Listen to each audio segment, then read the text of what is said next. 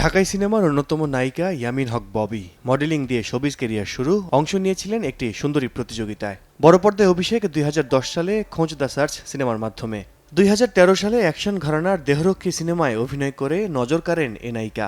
পরিচিতি পান শাকিব খানের বিপরীতে ফুল অ্যান্ড ফাইনাল সিনেমায় অভিনয় করে। 14 বছরের অভিনয় ক্যারিয়ারে ববির সিনেমার সংখ্যা হাতে গোনা।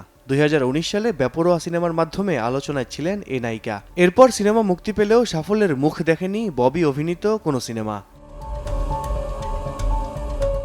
তবুও ববি আলোচনায়, ব্যক্তিজীবন নিয়ে একাধিকবার। প্রেম বিয়ে ইস্যুতে এ নায়িকা খবরের শিরোনাম হয়েছেন বহুবার। ঢাকাই সিনেমার এক প্রযোজকের সঙ্গে প্রেমের সম্পর্কে ছিলেন ববি। তাদের অন্তরঙ্গ ছবি ছড়িয়ে পড়েছিল সামাজিক যোগাযোগ মাধ্যমে। পর্দার নায়িকা ববি হঠাৎ ব্যক্তিজীবনে বেপরোয়া।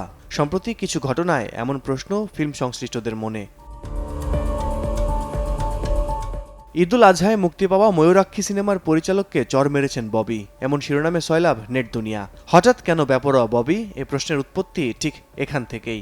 40% বেশি গ্লো, বিশ্বের 1 নম্বর গ্লো ক্রিম, নতুন গ্লো এন্ড লাভলি।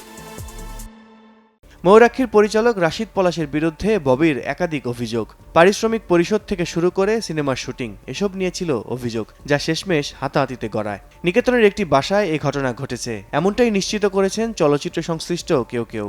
বিষয়টি নিয়ে প্রশ্ন করা হলে বিরক্তি প্রকাশ করেছেন ববি। সাংবাদিকদের সাথে জড়িয়েছেন বাকবিতণ্ডায়। এড়িয়ে যাওয়ার কিছু নাই, আমি এখানে আসছি কথা বলেন, গায়ে হাত দিয়েছেন নাকি দেন? আপনি শাউট করে কথা বলবেন না, আপনি একটু ওইদিকে যান, আমার কানে প্রবলেম হচ্ছে। কথা কাটাকাটির মাঝখানেই একটা বিষয় হয়েছে, আসলে এমন কিছু হয় নাই যেটা নিয়ে আমি তো বলিনি এখনো।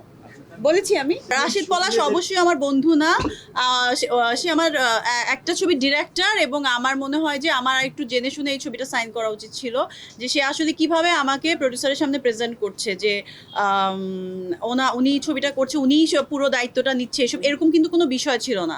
এই ঘটনার রেশ কাটতে না কাটতে ফিল্ম পাড়ায় ছড়িয়ে পড়ল ববির বিরুদ্ধে মামলার খবর। চুরি ও হত্যা চেষ্টা মামলা হয়েছে এ নায়িকার বিরুদ্ধে। 23 জুন দুপুরে গুলশান থানায় মামলাটি করেন মোহাম্মদ সাকিবউদ্দৌজা। মামলার দ্বিতীয় আসামি ববি, প্রথম আসামি মির্জা আবুল বাশার নামে একজন। মূলত গুলশান 2-এর 113 নম্বর সড়কে ওয়াইএন সেন্টারে অবস্থিত রেস্টুরেন্ট ভাড়া নেয়াকে কেন্দ্র করে এ ঘটনা। মামলা পাল্টা মামলা, মালিক ও ভাড়াটের মধ্যে বিরোধ। এরপর ববির পক্ষ থেকেও করা হয় পাল্টা মামলা।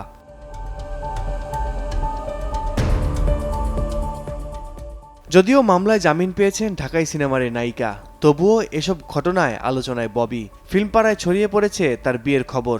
লোকমুখের কথা, মির্জা আবুল বাশার নামের বন্ধুটি ববির স্বামী, যদিও বিষয়টি এড়িয়ে গেছেন এ নায়িকা। আমি বিয়ে করেছি, আমি জানি না, এবং কোন ব্যবসায়ী সেটা তো আরো চিনি না আমি। ব্যক্তিজীবন নিয়ে ববির হঠাৎ আলোচনায় আসা ভালো চোখে দেখছেন না ফিল্মপাড়ার বাসিন্দারা। বিতর্কিত এসব ঘটনা প্রশ্নবিদ্ধ করছে সিনেমা শিল্পকে, এমনটাও বলছেন কেউ। আল কাসির, সময় সংবাদ, ঢাকা।